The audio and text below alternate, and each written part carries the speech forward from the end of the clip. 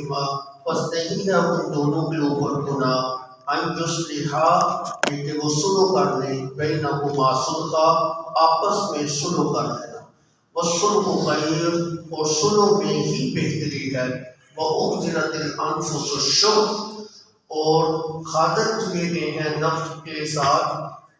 بخل کو وَإِن تُحْسِنُوا اور اگر تم احسان کرو وَتَتَّقُوا اور تقوی اختیار کرو فَإِنَّ اللَّهَ كَانَ بِمَا تَعْمَلُونَ خَبِيرًا بے شک جو تم عمل کرتے ہو اللہ اس سے خبردار ہے وَلَن تَسْتَطِيعُوا اور ہرگز نہ تم طاقت رکھ سکو گے ان تعدلوا کہ تم عدل کرو بین النساء عورتوں کے درمیان وَلَوْ خَرَصْتُمْ اگرچہ تم لالچ کر لو فلا تميلوا پس نہ تم جھکو کل المیل بالکل جھک جانا فتذروها پس تم چھوڑ دو اس عورت کو کالمعلقۃ ایسے جیسے کوئی لٹکی ہوئی چیز ہوتی ہے وَإِن تُصْلِحُوا اور اگر تم صلح کرو وَتَتَّقُوا اور ڈرتے رہو فَإِنَّ اللَّهَ كَانَ غَفُورًا رَحِيمًا پس بے شک اللہ رب العزت بخشنے والے رحم کرنے والے ہیں وَإِن يَتَفَرَّقَا اور اگر وہ دونوں جدا ہو جائیں یغنِ اللَّهُ كُلًّا مِّن سَعَتِهِ اللہ غنی کر دے گا ہر ایک کو اپنی وسعت سے وَكَانَ اللَّهُ وَاسِعًا حَكِيمًا اور اللہ رب العزت وسعتوں والے اور حکمتوں والے ہیں صدق اللہ العظیم گزشتہ درس کے اندر کمزور طبقہ یتیم بچیاں عورتیں ان کے حقوق کے متعلق کچھ بحث جو ہے وہ آپ نے پڑھی تھی کہ اللہ رب العزت نے فرمایا تھا کہ ان کے ساتھ انصاف والا معاملہ کرو اگر ان کے ساتھ انصاف والا معاملہ کرو گے تو تمہارے معاشرے کے اندر بھی امن ہوگا اور شریعت تو چاہتی ہی ہے شریعت تو تمہارے معاشرے کے اندر امن ہی دیکھنا چاہتی ہے تمہاری بستیوں کے اندر خیر ہو برکت ہو امن ہو وہ خیر اور برکت اور امن کیسے ہوگا اللہ نے فرمایا تم کمزور طبقے کے ساتھ ظلم نہ کرو زیادتی نہ کرو ناانصافی نہ کرو بددیانتی نہ کرو ان کے حقوق کو پامال مت کرو بلکہ ان کے اوپر جو ہے نا عدل اور انصاف کو قائم کرو تو تمہارے معاشرے کے اندر امن ہی امن ہوگا ایک ہے معاشرہ بڑی سوسائٹی بڑا ماحول ایک ہے چھوٹا معاشرہ چھوٹی سوسائٹی میری مراد گھریلو زندگی ہے جس طرح شریعت ہمارے معاشرے کے اندر بڑے معاشرے کے اندر اور سوسائٹی کے اندر امن دیکھنا چاہتی ہے اسی طرح شریعت ہمارے گھروں کے اندر اور ہماری نجی زندگی کے اندر اور ہماری چھوٹے معاشرے اور چھوٹی سوسائٹی کے اندر بھی امن ہی بحال کرنا چاہتی ہے وہ کیسے بحال ہو سکتا ہے اس کے لیے شریعت نے بہترین اصول جو ہے قرآن پاک کے اندر بیان کیے یاد رکھیے جو چھوٹی سوسائٹی ہے گھریلو زندگی جو ہے اس کے دو مرکزی کردار میاں بیوی ہیں جو نکاح سے پہلے ایک دوسرے کے لیے اجنبی ہوتے ہیں مرد عورت کے لیے اجنبی ہوتا ہے عورت مرد کے لیے اجنبی جو ہوتی ہے عقد نکاح کے بعد وہ ایک دوسرے کے ساتھ مل کر زندگی جو ہے وہ گزارنے لگ پڑتے ہیں اب ظاہر بات ہے دو اجنبی آدمی جب آپس میں مل کے رہیں گے تو پہلے تو طبیعت کے اندر موافقت نہیں تھی پہلے تو مزاج جو ہے ایک جیسا نہیں تھا ایک دوسرے کے مزاج سے واقف بھی نہیں تھے تو بعض اوقات لڑائی تک نوبت پہنچ جاتی ہے تکار تک وہ بات پہنچ جاتی ہے نوبت جو ہے نا کشیدگی تک حالات کی کشیدگی تک جو ہے نا پہنچ جاتی ہے رنجشیں جو ہے نا ہو جاتی ہیں باہمی تنازعات جو ہے نا وہ ہو جاتے ہیں لڑائیاں ہوتی ہیں بعض اوقات چھوٹی لڑائیاں ہوتی ہیں ختم ہو جاتی ہیں بعض اوقات نوبت طلاقوں تک جو ہے نا وہ پہنچ جاتی ہے مزاج کی موافقت نہ ہونے کی وجہ سے تو شریعت نے اس سورہ مبارکہ کے آغاز کے اندر بھی ایسے بہترین اصول بیان کیے تھے کہ اگر میاں بیوی کے درمیان آپس میں لڑائی ہو جائے تنازع ہو جائے جھگڑا ہو جائے کیسے ختم کرنا ہے تو دو چیزیں ہیں دیکھو اگر عورت کی جانب سے لڑائی جھگڑا ہے تو شریعت کہتی ہے کہ سب سے پہلے اس کو پیار کے ساتھ سمجھاؤ فَإِذُوهُنَّ ان کو واز کرو نصیحت کرو پیار کے ساتھ جو ہے ان کو سمجھاؤ بعض عورتوں کا مزاج ایسا ہوتا ہے پیار کی زبان جو ہے وہ سمجھتے ہیں سارے پنجابی کہتے ہیں پیار دی مار دیو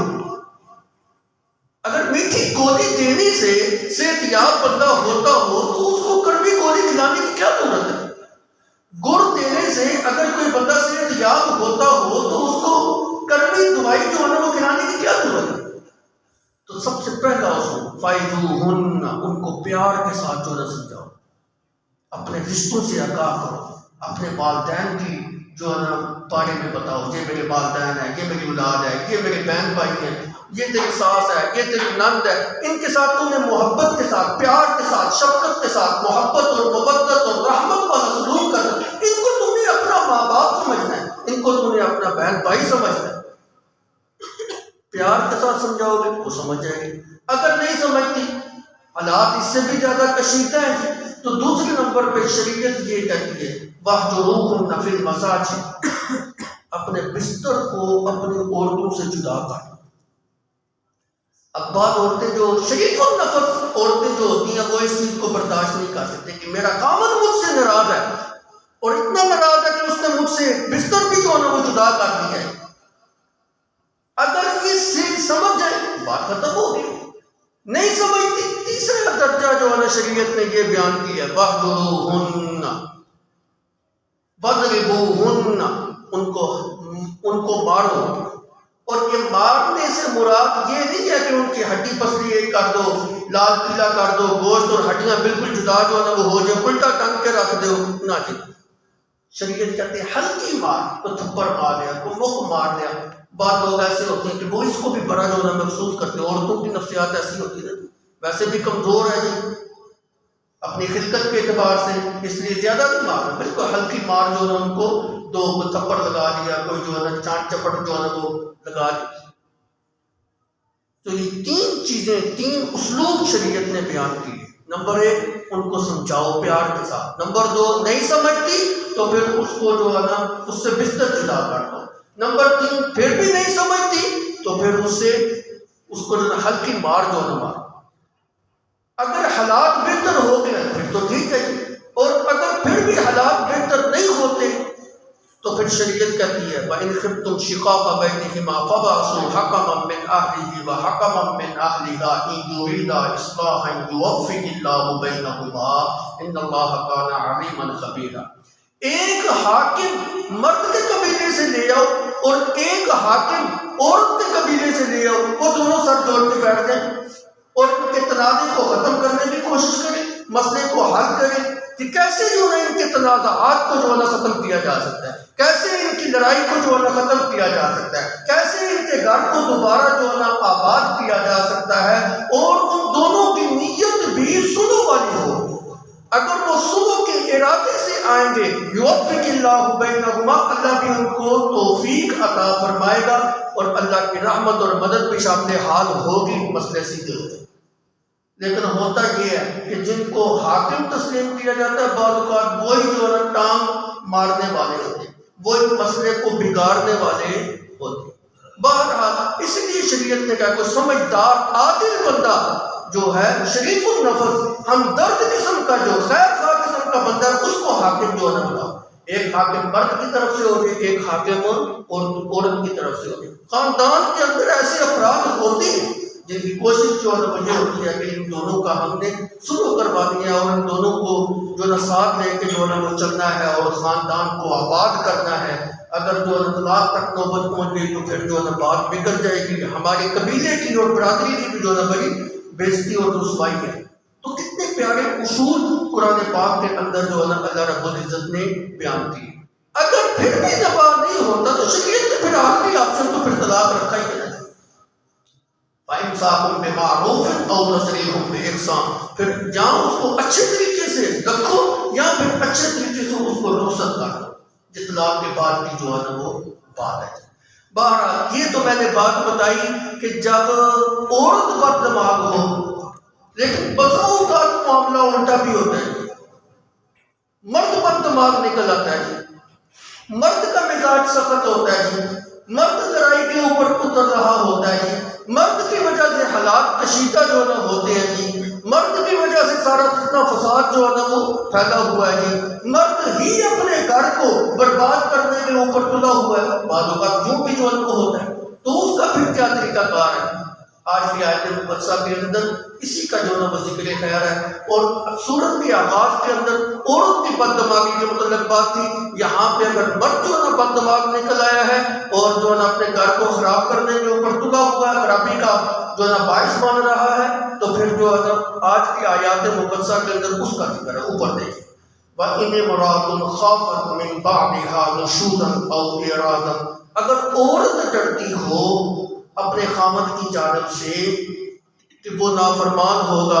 نشوزا کہ وہ جو خرابی کا باعث جو ہے وہ بن رہا ہے، او اعراضا یا جو ہے وہ منہ جو ہے موڑ رہا ہے، تو اس صورت کے اندر جو ہے کیا کرنا ہے؟ اگر عورت جو ہے نا مرد کی جانب سے یہ خوف اور ڈر جو ہے وہ رکھ رہی ہے، تو اس صورت کے اندر جو ہے نا شریعت کہتی ہے کہ وہ دیکھے حالات کو دیکھے۔ اب اگر یہ دونوں سلوک کرنا چاہتے ہیں تو ان کے اوپر جو ہے کوئی گناہ کی بات نہیں، آپس میں جو ہے نا وہ سلوک کرتے ہیں۔ بعض اوقات جو بھی ہوتا ہے نا جی، علماء نے ایک یہ بھی صورت لکھی ہے اس کی تحت، ایک آدمی ہے اس کی عورت جو ہے نا بوڑھی ہو چکی ہے، مرد خود جوان ہے، عورت کو اب اتنی خواہش نہیں گئی جی مرد کی، لیکن مرد جو ہے نا اس کے اندر خواہش ہے جی، تو عورت جو ہے نا وہ بوڑھی ہو چکی ہے، اب وہ دوسری شادی کر لیتا ہے۔ اب جب دوسری شادی کرتا ہے تو پھر جو ہے نا پہلی عورت کی طرف التفات ہی نہیں، اس کی طرف دیکھتا ہی نہیں، یہ یہاں سے خرابی جو ہے نا وہ پیدا ہو۔ یا ایک عورت کے ساتھ شادی کی ہے، وہ عورت کو اتنی خوبصورت نہیں، دل کو بھائی نہیں، اور دوسری عورت کے ساتھ جو ہے نا وہ شادی کر لی۔ اب جب دوسری عورت کے ساتھ شادی کی، وہ پہلے کے مقابلے میں خوبصورت تھی، تو اب پہلے کی طرف جو ہے نا وہ دیکھتا ہی نہیں ہے۔ تو اس کی مختلف صورتیں جو ہے نا علماء نے جو ہے نا وہ لکھی ہیں، یا وہ بوڑھی ہو چکی ہے، دوسری شادی خاوند نے کر لی ہے، یا پہلی عورت جو ہے نا وہ کوئی اتنی خوبصورت نہیں تھی لیکن اس نے دوسری شادی جو ہے نا وہ کر لی ہے، اور دوسری پہلی کی طرف جو ہے نا اب دیکھ ہی نہیں رہا، اور پہلی بیوی کو یہ خدشہ ہے، یہ خوف ہے کہ یہ کہیں مجھے چھوڑ نہ دے، مجھے طلاق جو ہے نا وہ نہ دے دے۔ تو اس صورت کے اندر جو ہے نا شریعت کہتی ہے کہ وہ دونوں آپس میں مل بیٹھ کے فلا جناح علیہما ان یصلحا بینہما صلحا، آپس میں کچھ معاملات کے اوپر صلح کر دیں، کچھ حقوق اپنے عورت چھوڑ دیں، کچھ حقوق اپنے مرد چھوڑ دیں۔ مرد کی جو ذمہ داری ہے نا، اس نے اس کو رہائش دینی ہے، لباس دینا ہے، کھانا دینا ہے، کپڑا ٹاپی دینا ہے، علاج معالجہ جو ہے کرنا ہے، اس کی ضروریات کو پورا کرنا ہے۔ لیکن اس صورت کے اندر جب عورت کو یہ خدشہ اور خوف ہو کہ یہ تو مجھے چھوڑ دے گا، اب اس نے دوسری شادی کر دی ہے، تو اس صورت کے اندر جو ہے نا عورت اپنے کچھ حقوق میں نرمی اختیار کر دے۔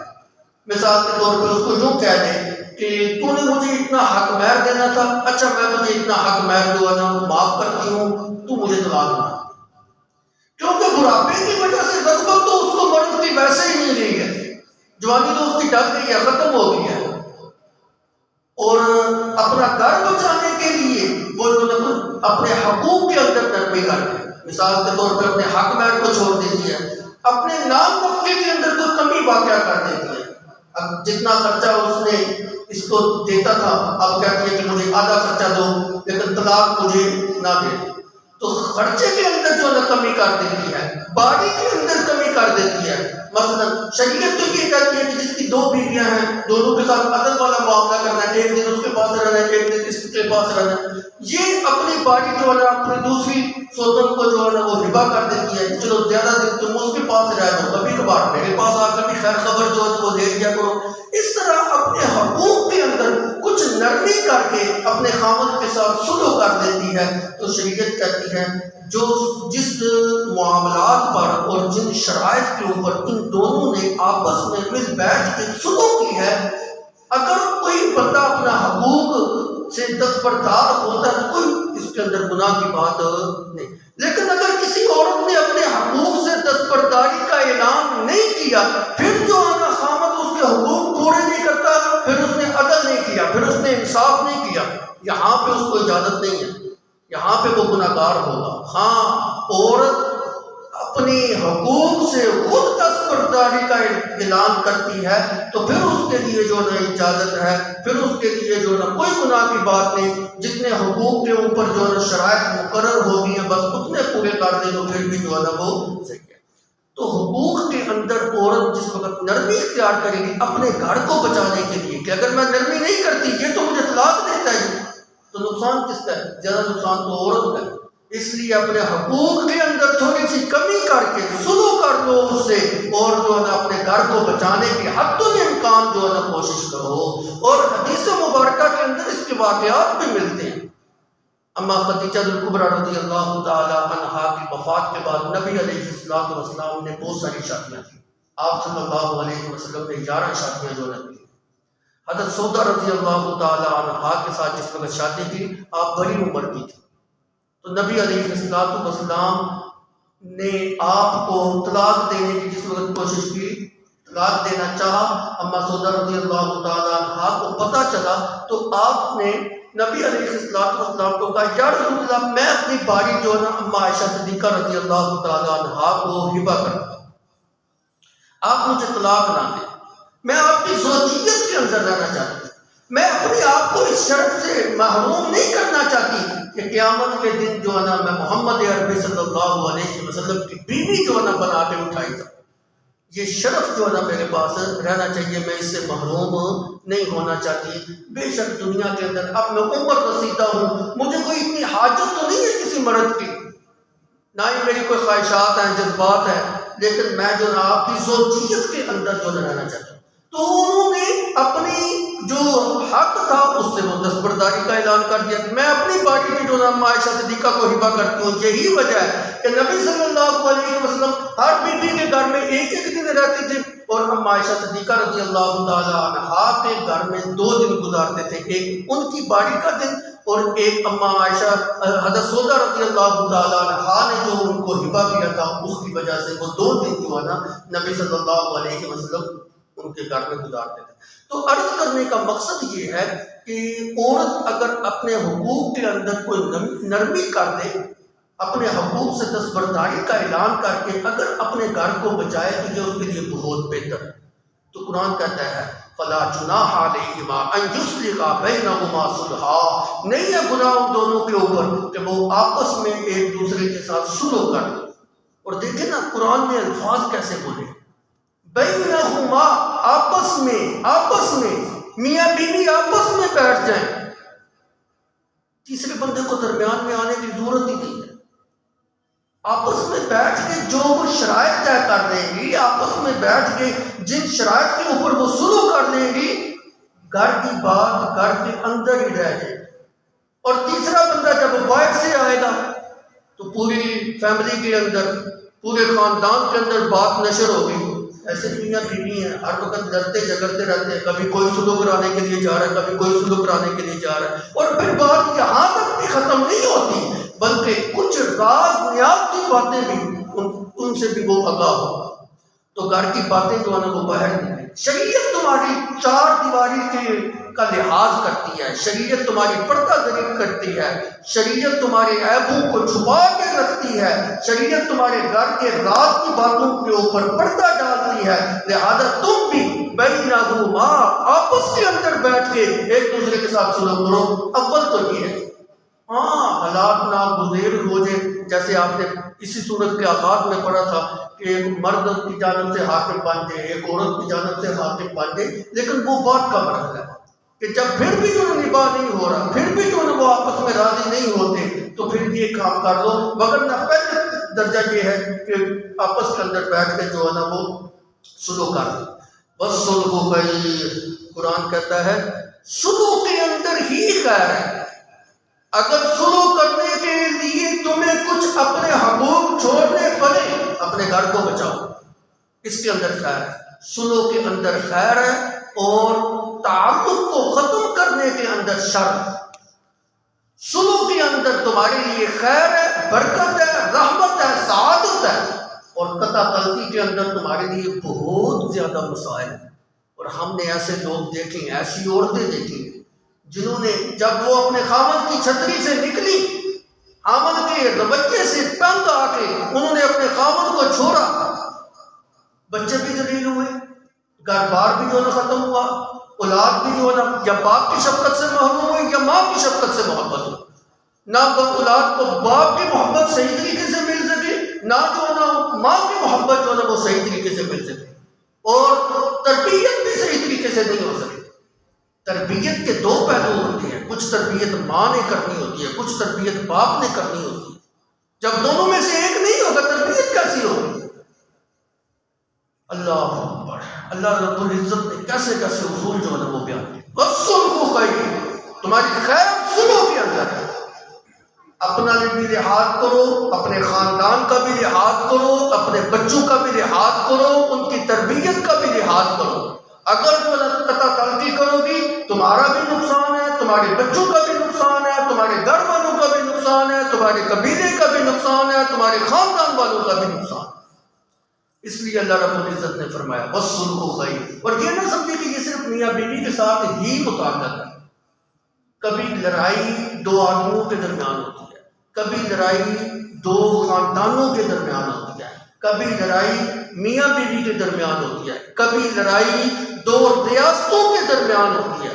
پاکستان کی انڈیا کے ساتھ جنگ ہے، کسی دور کے اندر عراق کی ایران کے ساتھ جو ہے نا وہ جنگ تھی، تو دو ریاستوں کے، روس کی امریکہ کے ساتھ جو ہے نا وہ بیر ہے، تو کبھی لڑائی دو ریاستوں کے درمیان ہوتی ہے۔ اللہ نے فرمایا کہ سلو کرو، مل بیٹھ کے سلو کے اندر ہی خیر۔ تو یہ اصول ایسا بہترین اصول ہے جو صرف ہماری خاندانی زندگی کے لیے نہیں ہے، بلکہ خاندان سے باہر نکل کر معاشرے، سوسائٹی اور دیگر ممالک کے لیے بھی یہی اصول ہے کہ اگر تم سلو کر لو گے تو اس کے اندر خیر ہی ہے۔ بہرحال عرض یہ کرنا چاہتا ہوں کہ شریعت یہ کہتی ہے حد الامکان اپنے آپ کو طلاق سے بچاؤ اور قطع تعلقی سے بچاؤ۔ جتنی دیر تک تم خامد کی چھتری کے نیچے ہو اتنی دیر تک تمہاری عزت ہے، اتنی دیر تک تمہاری جو ہے نا خیر ہے، اور خامد کی چھتری سے اگر تم نکلی تو بعد میں تمہاری ذلت ہے اور رسوائی ہے۔ ایسی بھی عورتیں دیکھی گئی ہیں خامد سے طلاق لے لی ہے، اب بھائیوں کی بھی شادی ہو گئی ہے، والدین فوت ہو گئے ہیں جی، سنبھالنے والا کوئی نہیں، بھائی جو ہے رکھتے نہیں ہیں، اب وہ بیچاری بھیک مانگ کے بڑھاپے کے اندر جو ہے قسم کرسی کے ساتھ جو ہے وہ زندگی گزاری، کتنی مشکل کا وقت جو ہے گزارا۔ اگر خامد کے چھتری کے نیچے رہتی اور اس کی کچھ سختی کو برداشت کر لیتی، آج بڑھاپا تو آسانی سے کٹ جاتا نا۔ اب جو ہے نا بھائی بھی نہیں رکھتے، والدین ہیں نہیں، رشتے دار کیسے رکھیں گی، اور اوپر سے جو ہے خامد سے ویسے ہی جو ہے اس نے طلاق جو ہے وہ لے لی۔ تو اس لیے فرمایا کہ وَالصُّلْحُ خَيْرٌ، صلح کے اندر ہی جو ہے نا وہ خیر ہے، خیر۔ اس لیے جو ہے نا اپنے حقوق سے اگر کچھ دستبرداری کا اعلان کرنا پڑے تو پڑھ دیں۔ فرمایا وَأُحْضِرَتِ الْأَنفُسُ الشُّحَّ، یہ جو لڑائیاں ہوتی ہیں نا یاد رکھیں، یہ ساری کی ساری اس کے پیچھے مال ہوتا ہے، مال کی وجہ سے لڑائی ہوتی ہے۔ عورت چاہتی ہے کہ خامد زیادہ سے زیادہ میرے اوپر خرچ کرے، عورت چاہتی ہے کہ میرا باہر بھی زیادہ ہو، عورت چاہتی ہے کہ میرا نام نفقہ بھی جو ہے نا وہ صحیح طریقے سے یہ ادا کرے، مجھے اچھا لباس لے کے دے، مجھے اچھی خوراک کھلائے، مجھے سیر سپاٹے جو ہے نا وہ کرائے۔ اصل تو مقصد یہی ہے، لڑائیاں تو یہاں سے ہیں۔ خامد نے یہ سارے کام اپنی آمدن کے تحت جو ہے نا وہ کرنے ہوتے ہیں۔ اب جس وقت عورت کا مطالبات بڑھتے جائیں گے وہ بیچارہ کہاں سے پورا کرے، اور بسا اوقات خرابی جو ہے نا وہ مرد کی طرف سے بھی ہوتی ہے۔ آپ دیکھیں نا، کبھی غور کریں، نکاح ہوتا ہے نا تو نکاح کے وقت جو ہے نا خامد کی قبیلے کی جانب سے جو حق مہر ہوتا ہے وہ لمبا چوڑا بڑھا چڑھا کے جو ہے رکھتے ہیں، بعد میں دیتے کوئی نہیں۔ یہ جو بہت زیادہ مہر رکھتے ہیں نا، اکثریت ان کی ایسی ہوتی ہے وہ دیتے کوئی نہیں۔ لڑائی تو ہوگی، عورت مطالبہ کر رہی ہے حق مہر دو، کہاں سے دے، اتنی تو اس کی بس نہیں ہے جتنا اس نے لکھ دیا ہوا ہے۔ اسی طرح بعض لوگ ایسے ہوتے ہیں کہ بڑے اپنے سے بھی زیادہ امیر گھرانوں کی بیٹیوں کو بیاہ کے اپنے گھر کے اندر لے آتے ہیں، اپنے حالات اس قدر ہوتے نہیں ہیں، اب بعد میں تنگی ہوتی ہے جی، اس نے پیچھے جو نا شاہانہ ماحول جو ہے نا وہ دیکھا ہوتا ہے، ادھر آ کے اس کو جو نا غربت کی زندگی جو ہے نا وہ گزارنی پڑتی ہے، وہ گزارا جو ہے نا مشکل ہو جاتا ہے۔ ہر عورت تو ایسی سمجھدار نہیں ہوتی کہ اپنے خاوند کی آمدن کو دیکھ کر جو نا پھر جو نا وہ اپنے پاؤں ملائے۔ وہ تو کہتی ہے باپ کے گھر میں مجھے جو ہے یہ ملتا تھا، باپ کے گھر میں یہ کھاتی تھی، باپ کے گھر کے اندر جو میں یہ پہنتی تھی، باپ کے گھر کے اندر میں تو اس طرح عیاشیاں کرتی تھی، اور جس وقت خامد کے گھر کے اندر آئی سختیاں برداشت کرنی پڑی۔ یہ پہلے شادی کے وقت سبز بات دکھا کے اس کو بیاہ کے لے آیا۔ تو معاشرے کے اندر جو ہے یہ ساری خرابیاں جو ہے نا بعض اوقات مال کی وجہ سے جو ہے نا ہوتی ہیں۔ تو کبھی جو ہے نا مال کی محبت جو ہے نا وہ مرد کے اندر دیکھنے میں ملے گی، کبھی جو ہے نا بیوی کے دل کے اندر جو ہے نا وہ دیکھنے کی ملے گی۔ اور قرآن تو کہتا ہے وَأُحْضِرَتِ الْأَنفُسُ الشُّحَّ، جو نفس ہوتا ہے یہ تو سخت خریص ہوتا ہے، لالچی ہوتا ہے، اس کے دل کے اندر تمام ہوتی ہے۔ اللہ رب العزت نے ہر انسان کے دل کے اندر جو ہے نا مال کی محبت رکھی ہے، اللہ ماشاءاللہ جو نیک لوگ ہوں ان کے دل کے اندر نہ ہو۔ وَإِنَّهُ لِحُبِّ الْخَيْرِ لَشَدِيدٌ، انسان جو ہے نا مال کی محبت میں بڑا سخت ہے، پکا ہے۔ وَتُحِبُّونَ الْمَالَ حُبًّا جَمًّا، مال کی محبت کے اندر تو بڑا ہی پکا ہے، مال کو بڑا محبوب جو ہے نا وہ جانتا ہے۔ تو اللہ رب العزت نے فرمایا خیال کرو مال کی بخل، مال کی محبت کی وجہ سے بخیل نہ بنو۔ اگر تمہیں اپنے حقوق سے دستبردار ہونے کے لیے مال کی قربانی بھی دینا پڑے نا، کچھ اپنے حقوق کے اندر نرمی کرو، اپنے گھر کو بچاؤ، بخیل نہ بنو۔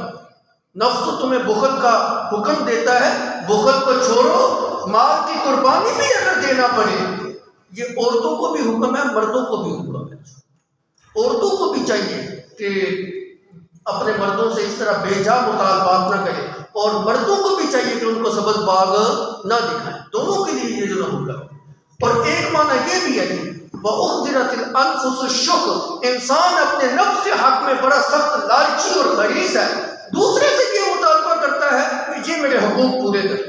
مرد چاہتا ہے عورت میرے حقوق پورے کرے، عورت چاہتی ہے کہ مرد میرے حقوق پورے کرے، دوسرے سے تو یہ مطالبہ ہے کہ یہ میرے حقوق پورے کرے، لیکن جب اپنے حقوق پورے کرنے کی باری آتی ہے تو پھر جو اس کو یاد نہیں ہوتا کہ شریعت نے میرے اوپر یہ ذمہ داری بھی عائد کی ہے، شریعت نے اس کا میرے اوپر یہ حق بھی جو ہے نا رکھا ہے۔ تو دوسرے سے تو یہ چاہتا ہے کہ یہ میرے حقوق کو جو ہے نا وہ پورے کرے۔ اللہ رب العزت فرماتے ہیں اُحْضِرَتِ الْأَنفُسُ الشُّحَّ، اس لیے اگر مال کی قربانی دے کے تمہیں کچھ اپنے حقوق سے دستبردار ہو کر اپنا گھر بچانا پڑے تو بچاؤ، اسی میں تمہاری جو ہے نا وہ خیر ہے۔ وَإِن تُحْسِنُوا وَتَتَّقُوا، اگر تم احسان کرو گے، یہ بھی تو احسان ہے نا کہ کوئی بندہ اپنے حقوق سے دستبرداری کا اعلان جو ہے نا وہ کرتا ہے، وَتَتَّقُوا، اور اپنے رب سے ڈر ڈر کے زندگی گزارو گے اور کسی کے حقوق کو پامال نہیں کرو گے، فَإِنَّ اللَّهَ كَانَ بِمَا تَعْمَلُونَ خَبِيرًا، اللہ رب العزت جو بھی تم عمل کرتے ہو اس کو دیکھنے والے ہیں اور اس سے پورے آگاہ ہیں، خبردار ہیں۔ اللہ اکبر۔ وَلَن تَسْتَطِيعُوا أَن تَعْدِلُوا بَيْنَ النِّسَاءِ، یاد رکھیے بعض دفعہ یہاں سے ایک اور بات جو ہے نا وہ کی جا رہی ہے، بعض دفعہ یوں ہوتا ہے ایک آدمی کی ایک سے زائد بیویاں ہوتی ہیں، شریعت اس آدمی کے اوپر یہ حکم لگاتی ہے کہ اس نے اپنے بیویوں کے ساتھ انصاف والا معاملہ کرنا۔ اگر کسی کی دو بیویاں ہیں، یہ دو سے زائد ہیں، جو پہلی بیوی کو لباس جس طرح کا پہناتا ہے دوسری بیوی کو بھی اسی طرح کا لباس پہنائے، پہلی بیوی کو جس طرح کی رہائش اس نے دی رکھی ہوئی ہے اسی طرح کی رہائش جو ہے نا دوسری بیوی کو دی، پہلی بیوی کو جس طرح کا کھانا جو ہے نا وہ دیتا ہے اسی طرح کا کھانا جو ہے نا دوسری بیوی کو کھلائے، پہلی بیوی کو جس طرح کا علاج معالجہ جو ہے نا وہ دیتا ہے دوسری بیوی کو بھی اسی طرح کا علاج معالجہ، دونوں بیویوں کے ساتھ ہر معاملے کے اندر عدل اور انصاف کرے، حتیٰ کہ باری کے اندر بھی عدل اور انصاف کرے۔ اگر ایک دن اس کے پاس رہا ہے تو دوسرا دن جو ہے وہ دوسری بیوی کے پاس رہے، ایک ہفتہ اس کے پاس رہا تو دوسرا پورا ہفتہ اس کے پاس رہے، ایک مہینہ اس کے پاس گزارا تو دوسرا پورا مہینہ جو ہے وہ دوسری بیوی کے پاس رہے، ہر لحاظ سے عدل اور انصاف کرنے کا حکم دیا گیا ہے۔ قرآن یہاں پہ کہتا ہے تم جتنا مرضی چاہو انصاف کرنے میں حرص رکھو، یاد رکھو تم انصاف کر نہیں سکو گے، تم عدل کر نہیں سکو گے، کیوں؟ تمہارے اندر اتنی طاقت ہی نہیں، وَلَن تَسْتَطِيعُوا ہرگز نہیں تم طاقت رکھو گے ان تعدلوا بین النساء کہ تم عدل کرو اپنی عورتوں کے درمیان وَلَوْ حَرَصْتُمْ اگرچہ تم جو ہے نا حریص کیوں نہ ہو، اگرچہ تمہیں لالچ ہو کہ میں پورے انصاف کے تقاضوں کو پورا کروں گا اپنی بیویوں کے درمیان، پھر بھی تم نہیں کر سکتے، انسان کمزور جو ہے۔ اور علماء نے یہاں پہ ایک مسئلہ لکھا ہے، بعض معاملات ایسے ہوتے ہیں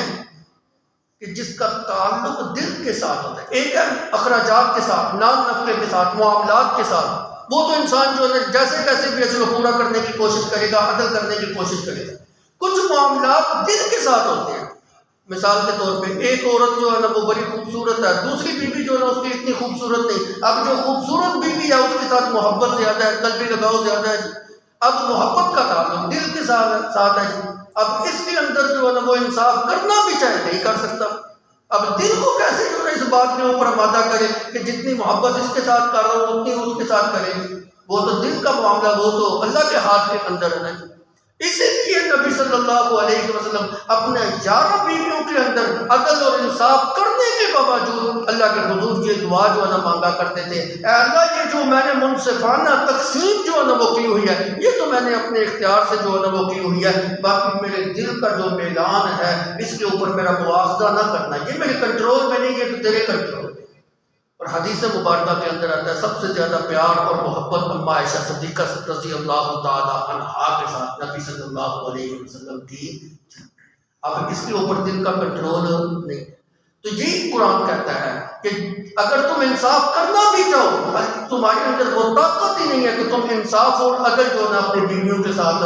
کر سکو۔ ہاں ایک بات کا ضرور خیال کرو، اللہ نے تمہیں یہ جو ہے معاف کیا ہے، جو تمہارے تعلق دل کے ساتھ ہے نا کہ کسی کے ساتھ قلبی لگاؤ زیادہ ہے، کسی کے ساتھ کم ہے، اللہ یہ تمہاری کمی کوتاہی کو معاف کر دیں گے، لیکن ایک بات کا خیال رکھنا فَلَا تَمِيلُوا كُلَّ الْمَيْلِ فَتَذَرُوهَا كَالْمُعَلَّقَةِ، بالکل ایک طرف نہ جھک جانا، بالکل ایک طرف ایسے جھک جانا کہ دوسری عورت کو بالکل ہی نظر انداز کر دیا ہے، چھوڑ ہی دیا ہے جی، اس کی طرف دیکھتے ہی نہیں ہے جی، ایسے جیسے کوئی چیز درمیان میں لٹکی ہوئی ہوتی ہے جی، اب نہ اس کو چھوڑتا ہے نہ اس کو بیوی بنا کے رکھتا ہے، دیکھتا ہی نہیں اس کی طرف، توجہ ہی نہیں کرتا، التفات ہی نہیں کرتا، اس کے حقوق کی جو ہے نا پاسداری ہی نہیں کرتا ہے، اس کے نان نفقے کی طرف دیکھتا ہی نہیں۔ ایک بیوی ہے اس کو اچھا لباس پہنا رہا ہے، دوسری کی طرف توجہ ہی نہیں۔ ایک بیوی ہے جی اس کو جناب اچھی خوراک ہے، اچھا لباس ہے، اچھی پوشاک ہے، اچھا علاج معالجہ ہے جی، اس کی تمام ضروریات شاہانہ طریقے سے پوری ہو رہی ہیں، اور دوسری بیوی کی طرف توجہ ہی نہیں ہے جی، اب اس کو چھوڑا بھی نہیں ہے، طلاق بھی نہیں دی ہے اور رکھا بھی نہیں ہوا، درمیان میں بیچاری لٹکی ہوئی ہے جی، یا تو چھوڑ دو نا، وہ کسی دوسری جگہ پہ جا کے جو ہے شادی کر۔ تو یاد رکھیں یہ بہت بڑی گناہ کی بات ہے، قرآن کہتا ہے فَلَا تَمِيلُوا كُلَّ الْمَيْلِ فَتَذَرُوهَا كَالْمُعَلَّقَةِ، ایسا نہ کرنا کہ تم بالکل ایک طرف جو ہے نا جھک جاؤ اور دوسری کو جو ہے نا ایسے چھوڑ دو جیسے کوئی چیز لٹکی ہوئی ہوتی ہے۔ اور حدیث مبارکہ کے اندر آتا ہے اللہ کے پیغمبر صلی اللہ علیہ وسلم نے فرمایا جس انسان کی 2 بیویاں ہیں، ایک کی طرف توجہ ہے دوسری کی طرف توجہ ہی نہیں ہے جی، ایک کے اوپر خرچ کرتا ہے دوسری کی طرف دیکھتا ہی نہیں ہے جی، ایک کے حقوق پورے کرتا ہے دوسری کے حقوق پامال ہو رہے ہیں جی، ایسا انسان کل حشر کے میدان کے اندر جس وقت آئے گا اس کا ایک سائڈ جو ہے وہ فالج زدہ ہوگی، ماری ہوئی ہوگی، اور زمین کے اوپر وہ گھسٹتا ہوا جو ہے نا وہ آ رہا ہوگا، اپنی اس طرف کو گھسیٹتے ہوئے جو ہے نا وہ لا رہا ہوگا، کیونکہ وہ چیز وہ جسم کا حصہ فالج زدہ ہو کے زمین کے اوپر لٹک گیا ہے، اب اس کو گھسیٹ کے جو ہے نا وہ لا، آدھا جسم صحیح ہوگا آدھا جسم جو ہے نا وہ فالج زدہ ہوگا۔ دنیا کے اندر اس نے آدھا انصاف کیا آدھا ظلم کیا، یعنی ایک عورت کے ساتھ تو انصاف کیا دوسری کے ساتھ ظلم کیا، تو قیامت کے دن کس طرح جو ہے نا یہ اللہ کے دربار کے اندر حاضر ہوگا۔ اس لیے فرمایا ایسا نہ کرو، دونوں کے حقوق جو ہے نا مساوات کے ساتھ جو ہے نا وہ پورے کرو۔ مولانا اشرف علی تھانوی رحمۃ اللہ علیہ کے بارے میں یہ آتا ہے کہ ان کی 2 بیویاں تھیں، اولاد نہیں تھی، شاید دوسری بیوی اولاد کی غرض سے بھی ہو، تو جب بھی بازار سے کوئی چیز لے کے آتے ہیں گھر میں ترازو رکھا ہوا ہوتا تھا، ترازو کے اوپر تول کے پوری برابر آدھی کر کے جو ہے نا ایک بیوی کو آدھی دی دوسری بیوی کو آدھی دی، یعنی ایسا انصاف انہوں نے جو ہے نا وہ قائم کیا ہوا تھا۔ تو یاد رکھیں 2 بیویاں رکھنا کوئی آسان کام نہیں ہے، ان کے اندر عدل کرنا جو ہے نا آسان کام نہیں، اسی لیے قرآن نے کہا ہے فَانْكِحُوا مَا طَابَ لَكُم مِّنَ النِّسَاءِ مَثْنَىٰ وَثُلَاثَ وَرُبَاعَ، 2 نکاح کرو، 3 کرو، 4 کرو، جو اچھی تمہیں لگتی ہے اور شادیاں جو 4 تک کر سکتے ہو، لیکن خیال کرنا فَإِنْ خِفْتُمْ، اگر تمہیں یہ خوف ہو کہ تم ان کے ساتھ عدل نہیں کر سکو گے اور انصاف جو ہے نہیں کر سکو گے، فواحدۃ، پھر ایک ہی تم نے نکال، پھر ایک ہی شادی جو ہے نا کافی ہے، پھر ایک سے زائد نہ کرو، اپنے آپ کو ظلم کے اندر مت ڈالو، تو ظلم سے اپنے آپ کو بچاؤ۔ وَإِن تُصْلِحُوا وَتَتَّقُوا، اور اگر تم سلو کر دو اور بچ بچ کے چلتے رہو اور شریعت کے حدود کو پامال ہونے سے بچاؤ، فَإِنَّ اللَّهَ كَانَ غَفُورًا رَحِيمًا، یہ تمہارے دل جو ایک طرف میلان اس کا ہوا ہے نا، اللہ اس کمی کوتاہی کو جو ہے نا معاف کرنے والے اور رحم کرنے والے۔ پھر بھی حالات اگر ایسے ناگزیر ہو گئی ہیں کہ گزارا نہیں ہوتا، نوبت طلاق تک پہنچ گئی ہے، قرآن کہتا ہے وَإِن يَتَفَرَّقَا، اگر وہ دونوں جدا ہو بھی گئے ہیں تو پھر اس کو انا کا مسئلہ نہ بناؤ، طلاق کے ذریعے اگر دونوں جدا ہو گئے ہیں تو پھر اس کو انا کا مسئلہ نہ بناؤ، لڑائی جھگڑے کا معاملہ نہ بناؤ۔ ہمارے معاشرے کے اندر ایک یہ بڑا جو ہے نا بہت بڑا مسئلہ ہے، المی ہے، کہ اگر کسی کو طلاق ہو گئی ہے نا، بس اس خاندان کے ساتھ ہماری دشمنی جو ہے نا وہ چل پڑتی ہے، یا کم سے کم درجہ یہ ہوتا ہے کہ ہم نے اس کو آمنے سامنے بھی آج نہ بولنا ہی نہیں ہے، ناراضگی کا اظہار ہوتا ہے، سلام دعا بھی نہیں لینی ہے، بھائی ایک معاملہ تھا بس ٹھیک ہے ختم ہو گیا، وہ بھی مسلمان ہے تو بھی مسلمان ہے، اگر جو اطلاق تک نوبت پہنچ گئی ہے تو کم از کم جو منہ کی سلام دعا وہ تو بحال ہونی چاہیے نا، وہ سلام دعا بھی نہیں لیتے، اور جو اور زیادہ سخت مزاج کے ہوتے ہیں وہ لڑنے کے اوپر تل پڑتے ہیں، اور زیادہ جو سخت مزاج ہوتے ہیں وہ تو قتل و غارت کے اوپر جو ہے نا وہ تل پڑتے ہیں کہ انہوں نے ہماری بیٹی کو طلاق دی ہے۔ قرآن کہتے ہیں اس کو انا کا مسئلہ نہ بناؤ، وَإِن يَتَفَرَّقَا، اگر وہ دونوں جدا ہو گئے ہیں، پھر یہ نہ سوچنا کہ بیوی جو نہ جدا ہو گئی ہے جی، خاوند جو نہ جدا ہو گئی ہے جی، کھائیں گے کیسے، یہ عورت کہاں سے کھائے گی، تمہاری نیت اصلاح کی تھی، اب دونوں کا نباہ تو ہو نہیں سکتا، اصلاح کی نیت سے تم نے طلاق والے پہلو کو اختیار کر لیا ہے، اب اللہ کے اوپر توکل کرو، یغنی اللہ کلا من سعتی، اللہ رب العزت میاں بیوی میں سے ہر ایک کو اپنے وسعت کے مطابق غنی کر دے۔ اگر تمہاری نیت اصلاح کی ہے، یعنی طلاق کے اندر بھی اصلاح کا پہلو ہونا چاہیے، لڑائی جھگڑے کو مٹانے کے لیے، ختم کرنے کے لیے اگر تم نے طلاق تک نوبت پہنچ گئی ہے تو اللہ رب العزت کی مدد پھر بھی تمہارے سامنے حال ہوگی۔ مرد کے لیے اللہ کوئی اور اچھی بیوی جو ہے وہ دے دے گا، اور اس عورت کے لیے اللہ رب العزت کوئی اور اچھا بندوبست کر دے گا۔ دیکھتے نہیں ہو تم دونوں کے نکاح سے پہلے بھی تو اللہ تم کو رزق دیتا تھا نا، اب بھی اللہ رب العزت جو ہے نا عورت کو بھی رزق دے گا، مرد کو بھی جو ہے نا وہ رزق دے گا، اللہ کے اوپر توکل کرتے ہوئے پھر یہ معاملہ کر لو۔ لیکن پھر یاد رکھیے یہ سب سے آخری سٹیج ہے طلاق والی، ہمارا معاشرے کا ایک یہ بھی المی ہے، جو سب سے آخری سٹیج ہے نا ہم نے اس کو سب سے اول میں لیا ہے، سب سے آغاز میں جو ہے نا ہم نے رکھا، لڑائی جھگڑا معمولی سا ہوتا ہے تو جناب طلاق دے دیتے، اور پھر ایک بھی نہیں 3 کٹھیاں کام نہیں ہو گیا، رجوع کا کوئی حق ہی باقی نہیں چھوڑا، یہ بہت بڑی ظلم اور زیادتی کی جو ہے نا وہ بات ہے۔ وَقَانَ اللَّهُ وَاسِعًا حَكِيمًا، اللہ رب العزت وسعت والے ہیں اور حکمت والے ہیں، یہ اس کی حکمتیں ہیں، یہ اس کی حکیمانہ امور ہیں، کیسے اس نے پیارے امور، کیسے اس نے سنہری اصول اور قوانین ہمارے لیے جو ہے نا مرتب کیے ہیں، ان اصولوں کو پامال نہیں کرنا۔ دوسرے بارے میں اللہ نے فرمایا تِلْکَ حُدُودُ اللَّهِ، یہ اللہ کی لگائی ہوئی لائنیں ہیں، یہ اللہ کی حدیں ہیں، ان کو کراس مت کرو۔ مَن يَتَعَدَّ حُدُودَ اللَّهِ فَقَدْ ظَلَمَ نَفْسَهُ، جس نے اللہ کی لگائی ہوئی حد کو پھیلانے کی کوشش کی اس نے اپنے جان کے اوپر ظلم۔ اللہ کی توفیق عطا فرمائے۔ ربنا آتنا فی الدنیا حسنہ وفی الآخرۃ حسنہ اللهم وفقنا لما تحب رب اغفر وارحم صلی اللہ علیہ وسلم۔